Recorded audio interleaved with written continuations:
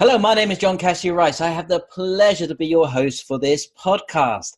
And in our series of how people are using NLP in everyday life and at work, we have Russell Harvey, the resilient coach. Hiya, Harvey. Hello, how you doing? You all right? Yeah, excellent. Thank you. Thank you for joining us. No, it's my absolute pleasure. I appreciate being asked. So looking forward to having a chat, John. Excellent, excellent. So, as always, I ask, how did you get into NLP? Because although it's popular, there's still a lot of people who haven't come across it. No, it is, and it always fascinates me about who does or doesn't know about it. So how I came across it is the short version. Traveling around the world in 1996 and teaching in Hong Kong. And as a result of that, realised that actually, in terms of what I wanted to do for a life, it was like, oh, it's something around learning, but I didn't know it at the time. Came back to the UK, got a job in whatever I knew at the time, which was sales. Right. And then knew that I wanted to do training. And then as a result of that, early in my career, looked at the different qualifications that you can do. And somebody mentioned NLP to me. And I, at the time, when you're just running training sessions to people, you're really interested in how do I make sure that there's some element of behavior change that takes place.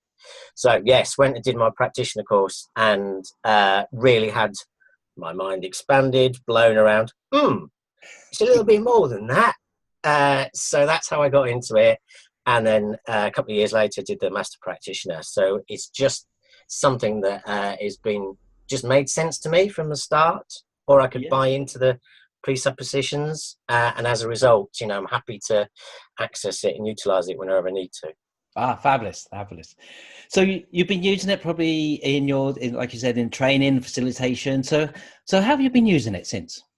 Yeah, so for me, language is always fascinating. So it's the simple sentence structure sometimes so when you go away from this session and put some of this into practice, it's just that sometimes if some of it is exactly what we talk about in terms of those embedded commands, it's also when, people that are in the room with us, they play back to me their words and phrases around the can'ts and the won'ts and the don'ts or things like that, then straight away it's like, oh, there's an opportunity here to just have a think about how we are speaking to ourselves. So when we speak out loud, we are telling ourselves instructions and stories. So let's change it. Let's reframe it and think about actually what it is that you do want. So straight away, that's a particular aspect of it as well.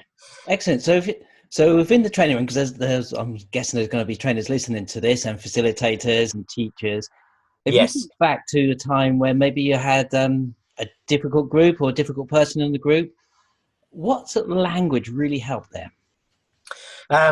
So you really got to make sure in that moment in time that you are, using the wonderful word of empathy. So it is really about acknowledging that, their frame of reference is, absolutely fine. I'm not here to tell or change or challenge, but it is more about, I've noticed that when you responded to me, I heard you say these words, and I'm intrigued around, what you think that, what impact that has upon you as you were saying them. So I'm trying to get the individual to connect with their words and phrases and what that does to their mindset and their attitude. Sometimes that works. Sometimes you have to be a bit more specific around things. But to start with, it's that playback. And then you go from there. It's a little bit more in the moment. And then sometimes it's like, could you say that a different way? Or can anybody else in the room think about, because they've heard this person, what might be another way that they could say these, sentences and words and phrases that we thought might give us a different outcome or a different idea around how we can do this. Excellent. Now, you're known as a resilient coach. Yes. So I think there's a couple of things there. So what do you mean by resilience? And is there a certain area that you specialize in with resilience? Yeah, so there are a lot of people out there that are doing resilience.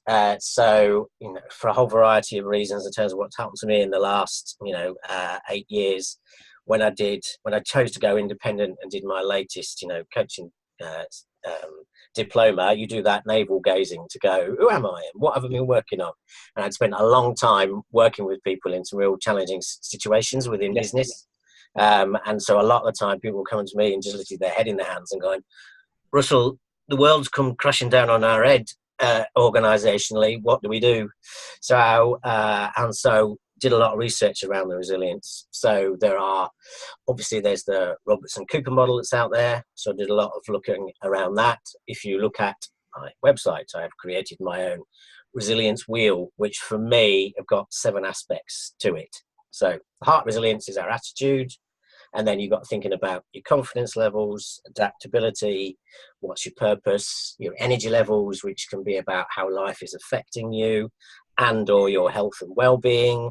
And you've also got those sections around your support network as well. So I just look at those different aspects of it. It's a bit like the wheel of life, and work with clients to go, all right, how are you in all these different areas? And have you noticed there seems to be one more important than the other, or does it depend on the person you're working with? So I think the one that there's a couple that I spend a bit more time on. So there's meaning. So that is the stories that we tell ourselves. Okay. Now that could be more to do with me and how I like this utilization of language. Yes. So the simple answer to the question around if you've got a partner at home is like, how was your day, dear? How somebody answers that is however they want, but it's noticing how are they telling themselves about life's experiences on that day. And for me, there's loads of great opportunities in there for people to just notice it, think about it, and adapt it to what they can do, because then that's a case of how they face their lives. Yes. Something. And the other aspect is your support network. That's what intrigues me a lot around who is it that you've got in your life, and what do they do for you in terms of it's an enjoyable experience or it's a less than enjoyable experience, and what is it that you want to do about it? Yes, and it is really important. We hear that a lot, that the people you mix with make a real difference. Yes. And it's one of the things I think is a little bit dangerous about taking an NLP training or coaching training or any personal development, to be fair, is that you've elected to change as a person. Yes. And you're accelerating your personal growth. And that means you can then, your support network you've got there no longer support you because you moved on to the next level. So what's some of the steps you go through to help people maybe establish a new support network? So there's a specific activity that you can do that is out there. So I think even if you put, support network image into the internet, you'll come up with some things. But the steps are, you have a set of concentric circles. You have you in the middle. You make a list of all the people that you have within your lives. And then depending on how much time you spend with them, that's where you plot them on this set of concentric circles around. So the more time you spend with them, the closer they are to you in the middle. Then you ask yourself the question, when I engage with these people, is it an experience that I enjoy, or is it an experience that I don't enjoy, or what's the balance? And you look at your whole map and go, right, of all the people I interact with and how often I interact with them, what's my balance, what's my levels around this is enjoyable or not. So the wonderful phrase in resilience is radiators or drains. So some people are going to be a mixture of both, and then it is a case of how is it now, how would you like it to be, and what steps can you take to adapt it, which then creates some fascinating conversations, because then people sort of say, there's some people I've got in my life that I have to spend time with, but I don't enjoy it. So then it's either personal strategies to just know that, accept that, do something about it, or the conversation that I much prefer people to have is when they go, right, I'm going to provide some feedback. I'm going to be brave, and I'm going to go and talk to this person and open up the conversation around how their behaviours impact upon me. And so I've spent, a good 6 or 7 years doing that, and have got some absolute disastrous results. Oh, no. And some fantastic results. And what do you mean by disastrous results and fantastic results? Because, it's the wonderful thing of intent and impact. So if you go to somebody and say, that you've been working with, so I had a chance we can have a coffee and a chat. I just want to share with you, when we work together and you do this thing, I think this and I feel this. So take, wonderful proper feedback structure sentences, and how they react to it in the moment. It's not easy if somebody's suddenly just come along and said, by the way. So how they choose to hear it is where some of the disasters might take place. Yes. And they've they have chosen to take it away. But there's also the wonderful thing around, you know, the meaning of my communication, etc., etc., is the response that I get. So it's always opportunities for me to think about, maybe I thought I'd said this, but I hadn't, you know. So, you know, sometimes the relationship gets broken, but then we can rebuild it, Right. or for a while it stays broken. And people aren't ready for me to come and say, well, let's try this again, because that didn't work last time. But there's other times when I say things to people, which I believe is similar, and they immediately just go, oh, wow, Russell, thanks for that. I had no idea that that's what I was doing. And yeah, I don't want to do that. I really want to change that. So Yes. we get a conversation about it. And I've had more of the latter than the former. Right. It might be the case that the first few times I did it, I learned from them. Yes. So that's how it works for me. And then, you know, it really changes the relationships for me around that, both the personal and the working. Right. Well, and I should imagine that's not just working, but also maybe some personal times, maybe with partners, having to have those difficult conversations. Absolutely. Yes, most definitely some personal relationships. Right. Excellent. Yeah, most definitely. Most definitely. And it's fabulous when they suddenly play it back to me as well. You suddenly go, right. Thanks for that. Well noticed. You've done. So I'm sure that the best way to probably do this is to get a coach or talk through with somebody first before you go and do that, who understands the impact of language like yourself. But Absolutely. if there was somebody in the situation where they haven't got somebody, but they do Yeah. need to have that difficult conversation, what would be the steps they would need to go through to be able to do that for themselves? Yeah. So it's really being clear with yourself around what this person's behavior is. So for me, that is really feeding into the sentence structure that you're going to use. So, you know, I always say to somebody, you must avoid saying you did this or you made me feel, because that's when the argument would start. So it really is a case of separating the person from the behavior. So if somebody is, you know, listening to this and sitting there and going, okay, there's something that somebody does, you've got to really break it down and actually what's the behavior that they do. Okay, so if it's turning up late to things, or there's a difference between what they say and then what they go away and do, think about what is it that they go away and do behaviorally. So just be really clear with yourself around the behavior that they do, and then say, you know, or when this happens or when I see you do this, I think, I feel. So be really clear around it. You own what's happening to your own feelings around that, and you're never trying to project or transfer it onto the other person. So it's those 2 or 3 sentences around that, and then the real key, as soon as you've said I think, I feel, and you just put that out there, that's when you need to just be quiet.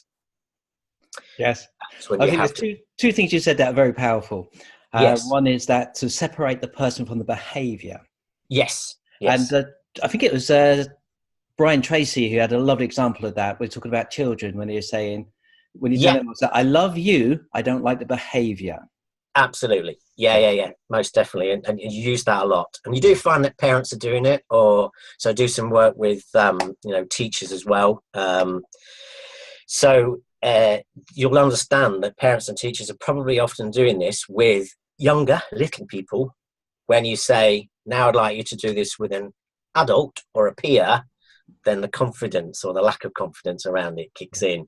So you So do it have may to. not be the best approach to go to your boss. I love you. Yeah. Your behavior. Absolutely. Well, this is it. You do with a lot of clients and a lot of facilitation. It's like, have you ever gone upwards, up the chain to your boss and explained to them the behaviors that they're doing that you like, and some of the behaviors that they're doing that you're struggling with? Yes. And there's always a moments of silence in the room. Never make the suggestion. And I really do invite an awful lot of the people that I work with to keep in touch and tell me when it tries out. So I do get some random messages now and again from people to go, I tried it.